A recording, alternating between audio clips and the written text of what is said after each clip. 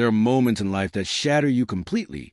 Moments when someone you thought you knew becomes a stranger in an instant. I lived that moment on a Tuesday afternoon, standing in a living room that wasn't mine, clutching a cardboard box with trembling hands while my son looked at me as if I were nothing more than a burden. My name is Evelyn, and I'm 59 years old. This is a story I kept silent for far too long, because sometimes the deepest pain isn't what's done to you. It's discovering who does it. For 32 years, I built a textile company from nothing. I started with an old sewing machine squeezed into my garage, working double shifts through endless early mornings, sitting through meetings with clients who treated me like I understood nothing about business. But I knew. I knew fabrics. I knew seams. I knew numbers, and above all, I knew sacrifice.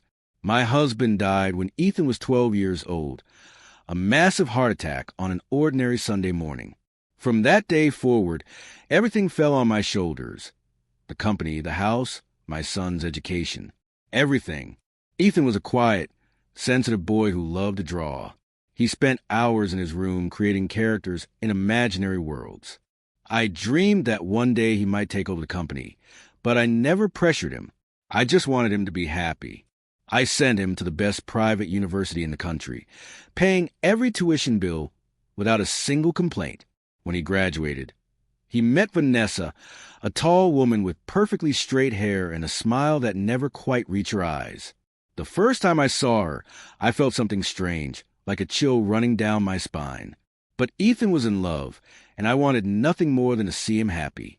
They married 2 years later in a big, elegant wedding.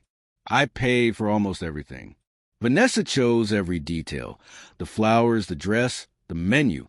Ethan just nodded along. The first few years were quiet. They lived in a small apartment downtown, while I kept working and the company kept growing. Everything seemed fine until things began to change. It started subtly. A call from Vanessa asking about my will. A hint from Ethan about when I planned to retire. Small seeds of anxiety, planted with careful precision. But I kept going. I trusted my son. Then the crisis hit. A series of bad investments. A dishonest partner who disappeared with $500,000. Debts that accumulated like waves in a storm.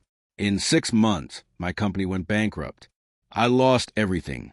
The factory, my savings, the house I bought through years of sacrifice. One afternoon, Ethan called. His voice sounded firm, almost professional. Mom, Vanessa and I talked. You can come live with us. We have a bigger house in the suburbs now. I felt immense relief wash over me. My son was reaching out in my darkest moment. He was there. Thank you, my love. Thank you. You don't know what this means to me. It's temporary, right, Mom? Until you get back on your feet. Of course. Of course. I just need some time. I packed my life into 3 suitcases. Clothes, some photographs, and a gold ring that had belonged to my mother. It was the only thing of value I had left. The first day at his house felt strange. Vanessa welcomed me at the door with a polite, cold smile. Evelyn, good that you arrived. Come, I'll show you your room. She led me to a small room on the ground floor next to the kitchen. No windows. A twin bed. A tiny closet. You'll be comfortable here. It's close to everything. I nodded. I wasn't going to complain. It was their house. That night at dinner, Vanessa made pasta. Ethan talked about work. I listened in silence. After dinner, I got up to wash the dishes. No, Evelyn, leave them. Tomorrow we'll talk about how to organize ourselves. I went to my room, sat on the bed, and for the first time in months, I cried in silence. The next morning, someone knocked on my door.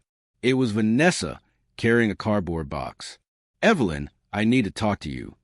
I opened the door. She entered without waiting for an invitation. Look, Ethan and I have talked. This can't be a hotel. If you're going to live here, you have to contribute. Of course, I understand. I'm looking for a job. As soon as... No, I don't mean money. I mean helping around the house. She placed a box on the bed. Open it. My hands trembled as I lifted the lid. Inside was a uniform black with a white apron, a maid's uniform. I froze, staring at that fabric, then at Vanessa. She smiled, a small, controlled smile. Wear this. I couldn't speak. The word stuck in my throat as if someone had wrapped their hands around my neck. Vanessa stood there, perfectly groomed, looking at me with an expression I'd seen before but never wanted to recognize. It was contempt, pure and simple. I don't understand, I finally whispered. She sighed as if I were a slow child who couldn't grasp simple instructions. It's very simple, Evelyn. This house doesn't clean itself. I work. Ethan works. And you? Well, you're here doing nothing. But I can help in other ways. I can cook, You can use a uniform, or you can find another place to stay. She closed the box and pushed it toward me. Think about it, but think fast. She left the room and closed the door behind her. I was left alone with that box, with that black uniform that smelled of new plastic. The memories began arriving like waves, like a river overflowing its banks. I remember when Ethan was little, 4 years old, maybe 5. We had so little money back then. My husband worked from sunrise to sunset, but it was never enough. I sewed from home, alterations, hems, quinceañera dresses for the neighbors.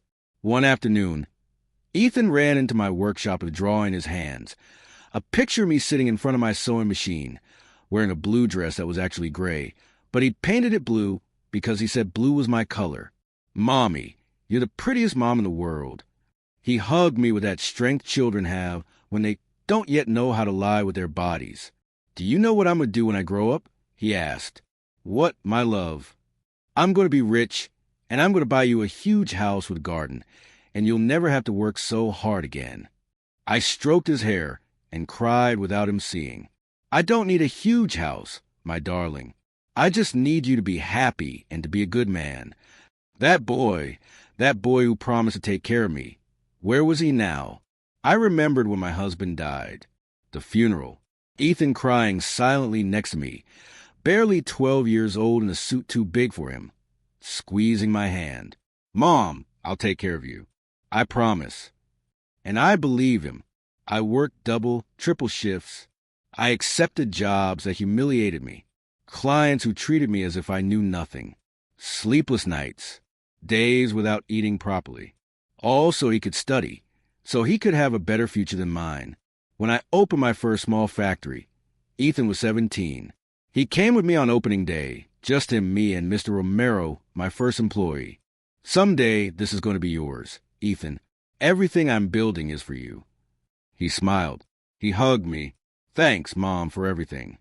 When did it change? At what moment did he stop being that boy who drew me in blue dresses and become a man who could look at me with indifference? I tried to remember, to find the exact moment. Maybe it was when he met Vanessa. She came from a wealthy family, divorced parents, a mother who lived in Florida with her third husband. Vanessa spoke with that tone people have who've never had to worry about money, as if the world owed them something. The first time she came to my house, she looked at everything with that polite smile that doesn't hide judgment. The old furniture, the faded curtains, the small kitchen where I prepared food for 100 family events. How cozy, she said. Ethan apologized, as if he had to say sorry for the house where he grew up. After that visit, he began to change.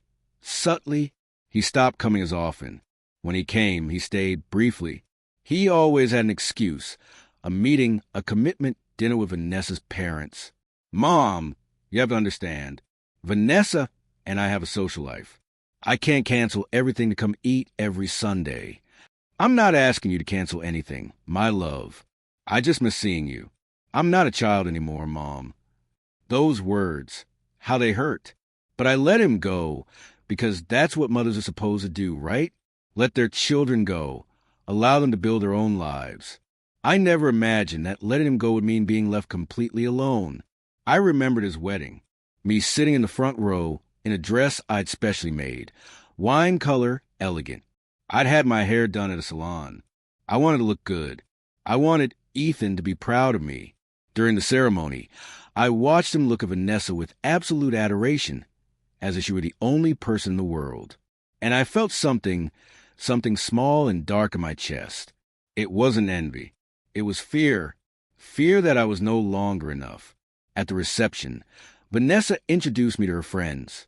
This is Evelyn, Ethan's mom. She has a textile factory. How interesting, one of them said, without the slightest interest in her voice. Later, during the mother-son dance, Ethan took me out to dance. You look beautiful, Mom. Thank you, my love. You look very handsome, too. We danced in silence for a few seconds. He looked toward where Vanessa was standing. I looked at his face, searching for my son. Are you happy, Ethan? Very much, Mom. Very happy. That's the only thing that matters to me. I lied. It also mattered to me that he remained the boy who loved me. But I didn't tell him that. The first years of his marriage were quiet. I kept working. The company was doing well. We weren't millionaires, but we were stable. Ethan worked at a graphic design firm. Vanessa at an expensive clothing boutique. I invited them to dinner every 2 weeks. Sometimes they came, sometimes not. When they came, Vanessa always found something to criticize. The food was too salty or too simple or too spicy. It was never right.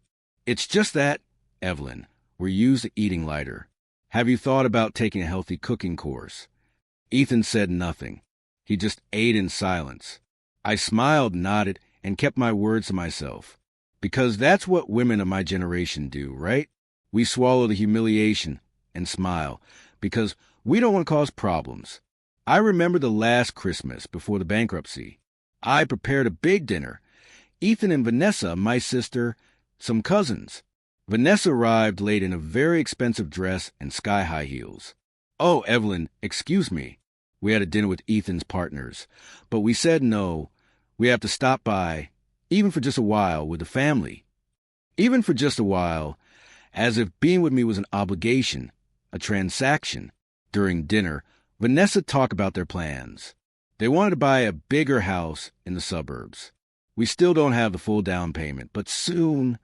She looked at Ethan. He looked at his plate. Later, when everyone left, I found an envelope on the dining table. Inside was a note from Ethan. Mom, I need to ask you a favor. Could you lend me $5,000?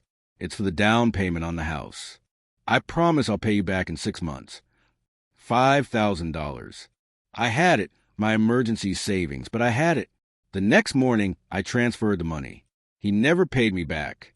He never mentioned it again. And I never asked, because that's how mothers are. We give without asking for a receipt.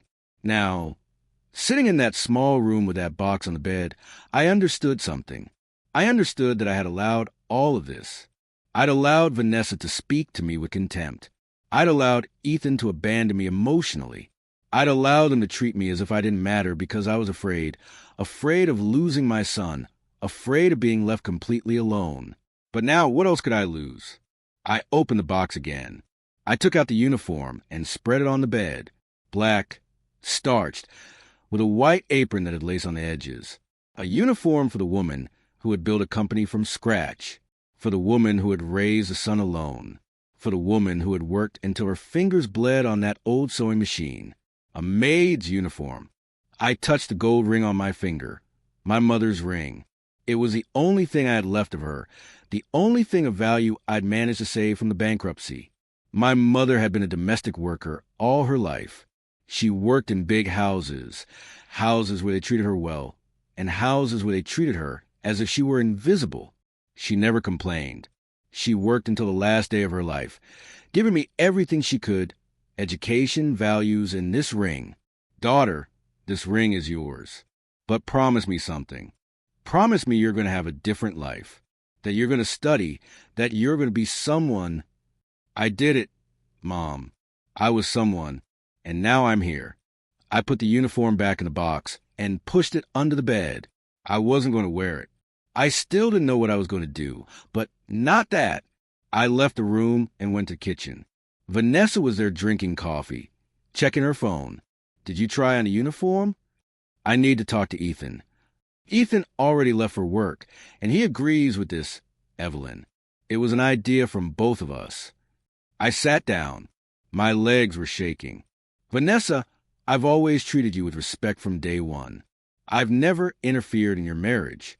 I've never criticized anything. Why are you doing this to me?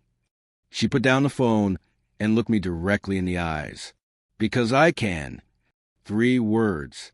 Because I can. And in that moment, I knew this wasn't just about helping around the house. This was about power, about humiliation, about putting me in my place. Besides, Evelyn, let's be honest. What else do you have? You lost your company. You lost your house. You have no money. You have nowhere to go. Here you have a roof, food. It's not so bad, is it? I stood up. My hands were shaking so badly I had to lean them on the table. I prefer to sleep on the street. Oh, Evelyn, don't be dramatic. I went back to my room, closed the door, and for the first time in months, I didn't cry. I was too angry to cry. I took out my suitcase and began to pack. I didn't know where I was going. I didn't have a plan. But I wasn't going to stay there. Then I heard the front door. Footsteps. Ethan's voice. I left the room. He was in the living room, taking off his tie. Ethan, I need to talk to you. He looked at me, tired. Mom, what's wrong? What's wrong? Seriously, you're asking me that. Vanessa appeared behind him, standing by his side as if they were a united front. Your wife gave me a maid's uniform. She told me that if I want to live here, I have to work as a servant. I waited. I waited for him to say something, to be surprised, to get angry, but he didn't. Mom, it's just that you're not contributing, and we work a lot. The house is big. We need help. I'm your mother, Ethan, not your employee. No one is treating you like an employee. We're just asking you to help. With a uniform, so you don't dirty your clothes. I couldn't believe it. My son, my own son, defending her, justifying this. Do you agree with this? He sighed and rubbed his face. Mom, look, you lost everything. I'm giving you a place to live. The least you can do is help around the house. It's not that hard to understand. The least I could do, as if everything I'd done for him for 32 years didn't count. As if the years of sacrifice, the sleepless nights, the jobs I took so he could study, as if none of that mattered. You know what, Ethan? You're right. Yes, you're absolutely right. I lost everything, my company, my house, my dignity, but there's something I'm not going to lose. What? My self-respect. I went back to my room and finished packing. 3 suitcases. All I had left in the world. When I came out, Ethan was in the living room, Vanessa by his side. Both looked at me. Where are you going to go? He asked. I don't know, but I'm not staying here. Mom, don't be stubborn. You're exaggerating. Exaggerating? I looked at him. Ethan, look at me. Look me in the eyes. I'm your mother. Do you really think I deserve this? He looked away, and that told me everything. It's fine, I said. I understand. I walked to the door with my 3 suitcases, my gold ring, the little I had left. Vanessa spoke from behind. When you get tired of living on the street, you know where your uniform is. I didn't turn around. I didn't answer. I opened the door and left. The sun was setting. The street was empty. I didn't know where to go. I didn't have enough money to rent anything. Maybe $300 in my account. Enough for a week in a cheap motel. Maybe 2 if I ate very little. But I was going to find a way, because I'd survived worse things. And if life had taught me anything, it was this. When you think you've hit rock bottom, there's always a way to get up. Always. I walked to the corner and called an Uber with the last dollars on my card. I gave the address of my sister Lucy's place. We hadn't spoken in months. We had a complicated relationship, but she was my only option. As the car drove away from that house, I looked out the window. I saw Ethan at the door, standing, watching. He didn't run after me. He didn't call me. He just stood there. And that image of my son letting me go without doing anything, hurt me more than anything Vanessa had said. Lucy lived in a modest neighborhood. A 4-story building without an elevator, a small apartment she shared with her husband Robert and their 2 teenage children. When I knocked on the door, she opened with that expression people have when they see something they didn't expect. Evelyn, what are you doing here? My suitcase is on the floor, my face probably swollen from holding back tears during the entire trip. Can I come in? She stepped aside. Robert was in the living room watching football. He greeted me with a nod. The kids were in their rooms. Coffee? Lucy asked. Please. We sat at the small kitchen table. She made coffee in an old pot I recognized. It had belonged to our mother. What happened? She asked bluntly. I told her everything. The uniform, Vanessa, Ethan, the way I'd left. Lucy listened in silence, drinking her coffee without interrupting. When I finished, she sighed. Evelyn, you were always too soft with that boy. I wasn't soft. It was love. It was spoiling him. You gave him everything. And now look, I didn't have the energy to argue. Maybe she was right. Maybe not. It didn't matter anymore. Can I stay here? Just a few days, until I find something. Lucy looked toward the living room where Robert was. It's just that the apartment is small, Evelyn. We don't have extra space. I can sleep on the sofa. I won't be a bother. I promise. It's not that. It's just that Robert and I are going through a difficult time financially. He lost his job 3 months ago. We're living off my salary, and it's barely enough. I nodded. Of course. I understand. Sorry for coming like this, without warning. Wait, I didn't say you couldn't stay. Just give me a few days. I need to talk to Robert, organize ourselves. Okay. I stayed that night on the sagging sofa that smelled of dampness but was soft. Lucy had given me a clean blanket. I couldn't sleep. I stared at the ceiling, the water stains, the flickering light bulb. How had I gotten here? A year ago, I had my own house, my company, employees, respect. And now I was here, on my sister's sofa, without a dollar, without a plan. The next morning, Lucy made me scrambled eggs, toast, coffee. Evelyn, I'm really sorry. I wish I could offer you more, but things are difficult. I know. Don't worry. I'm going to find something. Do you have a plan? I'm going to look for a job. Anything. Something that allows me to rent a room, even something small. And your company? Is there no way to recover it? No. The debts were too big. I had to declare bankruptcy. I lost everything, the clients, the machinery, everything. She shook her head. And can Ethan help you financially, even a little? I'm not going to ask him for anything after what happened. I prefer to starve. Oh, Evelyn, always so proud. It's not pride, Lucy. It's dignity. I stayed at her house for 3 days, going out every morning to look for work. I walked through the whole neighborhood, entering stores, restaurants, offices. Do you have experience in sales? Well, I had my own textile company for 32 years. We're looking for someone younger, someone who can carry boxes. Sorry. Do you know how to use computers? Yes, of course. I handle Excel, email. We're looking for someone with experience in social media, Instagram, TikTok, those things. I can learn. Sorry. Thanks for coming. One after another, doors closed. Looks of pity, or worse, looks of indifference. One afternoon, I entered a fast food restaurant. They were hiring. How old are you? The manager asked, a kid who couldn't be more than 25. 59. It's just that the work here is very heavy. You have to stand for many hours. You have to move fast. I don't know if you... I worked 32 years in a factory. I know what hard work is. Leave me your number. If something opens up, we'll call you. They never called. The 4th night at Lucy's house, I heard voices. Lucy and Robert arguing in their room. She can't stay here forever, Lucy. I know, but she's my sister. Your sister who always had more than us, who never helped us when we needed it. That's not true. She invited us to dinner many times.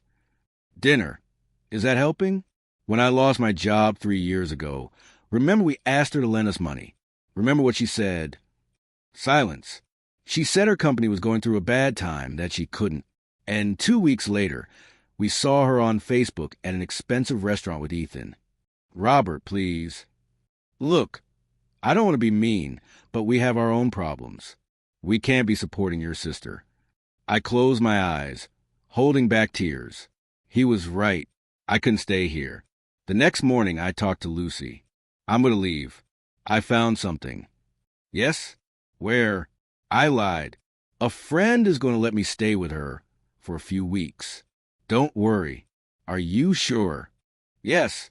And thank you really for these days. She hugged me. A quick, awkward hug. Take care, Evelyn. I took my suitcases and left. I didn't have any friends. I didn't have anywhere to go. I walked to a park nearby and sat on a bench. I took out my phone and checked my bank account. $120. That was all. $120 between me and the street.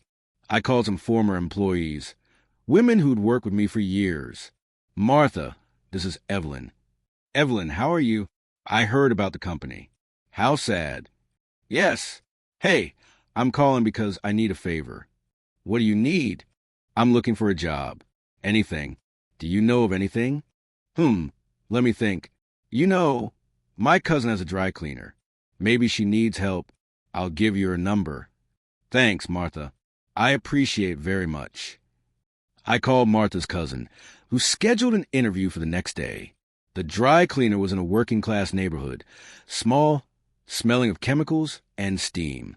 The owner's name was Grace, a robust woman about 40 with her hair tied back in a tight ponytail. So you worked in textiles?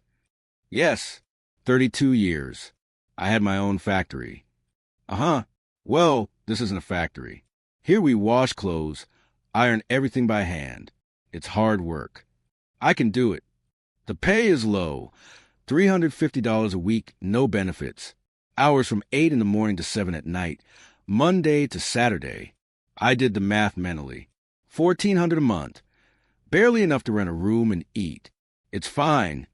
Can you start tomorrow? Yes. Okay. Bring comfortable clothes and get ready to sweat. I left there with a job.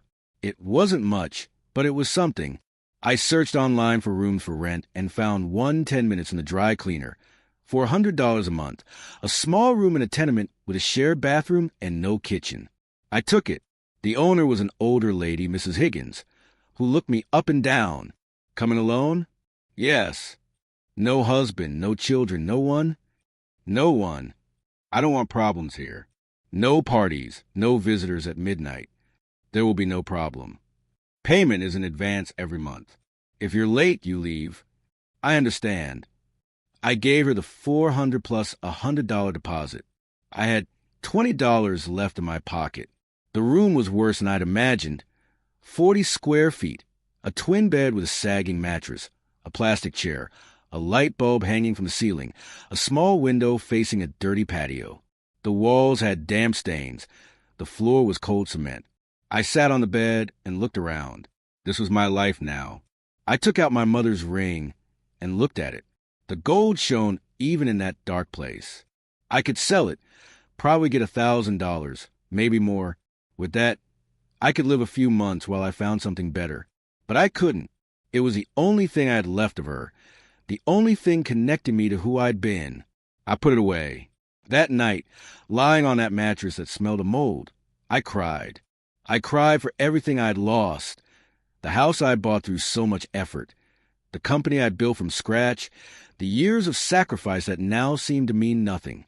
And I cried for Ethan, for the boy who'd promised to take care of me, for the man he'd become, for the son I'd lost long before losing everything else. But something happened that night. Something changed inside me. Amid the tears, amid the pain, I felt something else. Rage. A cold, calm, but intense rage. It wasn't rage against Ethan or against Vanessa. It was rage against myself, for having allowed myself to get here, for having accepted crumbs, for having believed that love was enough to sustain a relationship where there was no respect. I'd spent my life giving, sacrificing myself, putting myself last. And for what? To end up here, in a 40-square-foot room with $20 in my pocket? No, I couldn't end like this. I wasn't going to end like this. I wiped my tears, sat up on the bed, turned on the light bulb, took out an old notebook from one of my suitcases, and wrote. Things I know how to do. So, design patterns, manage, sell, survive. I looked at the list. I'd built a company once from scratch, without anyone's help. I could do it again. I didn't know how. I didn't know how long it would take. But I was going to do it. Because if life had taught me anything, it was that you don't stay lying on the ground waiting for someone to pick you up. You get up yourself, even if your knees hurt, even if your legs shake, even if you don't know where to walk. You get up and you start again. The next day, I started working at the dry cleaner. Grace hadn't exaggerated. The work was exhausting. Steam, heat, ironing for hours, hand-washing heavy garments, carrying bags of dirty clothes. My hands, which for years had handled fine fabrics and industrial machines, were now red and cracked. They hurt every night, but I didn't complain. I worked, and while I worked, I thought about how I'd started my company. I'd begun with small jobs, alteration for neighbors' hems, buttons, zippers. Little by little, I'd built a client base. Then came the dresses, prom dresses, wedding dresses, and then the school uniforms, the big orders, the contracts. It had taken 10 years to have my own small factory, another 10 to make it grow. It hadn't been fast, but it had been real. Why couldn't I do it again? One afternoon, on my half-hour lunch break, I took out my phone and searched for Facebook sewing groups, entrepreneurs, women who sold their products from home. I joined several and posted. I offer sewing services, alterations, hems, zippers, buttons, custom clothing, affordable prices, guaranteed work. Nothing happened that day or the next, but on the third day, I received a private message. Hello, do you make curtains? I answered immediately. Yes. What do you need? I need curtains for my living room. How much do you charge? I made a quick quote. Fabric, work hours, finishes, $120. Okay, when can you? Next week. Perfect. My first client. It wasn't much, but it was a start. I bought fabric with the money I had left from my first paycheck at the dry cleaner. I worked all Sunday night, my hands shaking with fatigue, but I finished the curtains. They were perfect. The client was delighted. She paid me and recommended me to 2 friends. And so it began little by little. One job, then another, curtains, cushion covers, pants alterations, simple dresses. I worked at the dry cleaner during the day and in my room at night and on Sundays. I slept 4 hours, sometimes less, but every dollar I earned, I saved, separated, took care of as if it were gold. 2 months passed. 2 months without talking to Ethan. 2 months without knowing about him. A part of me hoped he'd call, that he'd ask about me, that he'd apologize. But he didn't, and I didn't look for him either. One afternoon while I was ironing at the dry cleaner, Grace approached. Hey, Evelyn, do you know how to fix sewing machines a little? Why? I have an old one at my house. It's broken. My mom used it, but it's been stored for years. Do you want to see it? If you fix it, I'll give it to you. My heart skipped a beat. Seriously? Yes. Anyway, it's useless to me, but if you can use it, it's yours. That night, Grace took me to her house. We went up to a room full of old boxes, and there it was, an industrial sewing machine. Old, rusty, but complete. I checked it. I tested it. The motor worked. It just needed oil, cleaning, and adjustment in the tension. I can fix it. It's yours. I cried that night again, but this time not from sadness, from hope, because that machine was more than metal and parts. It was a tool. It was an opportunity. It was the beginning of something new. I spent a whole weekend cleaning it. Oil, old rags, patience. My hands smelled of grease. But little by little, that old machine came back to life. The sound of the motor, when I turned it on for the first time, was like listening to music. I placed it in my room next to the small window, the only place where it fit.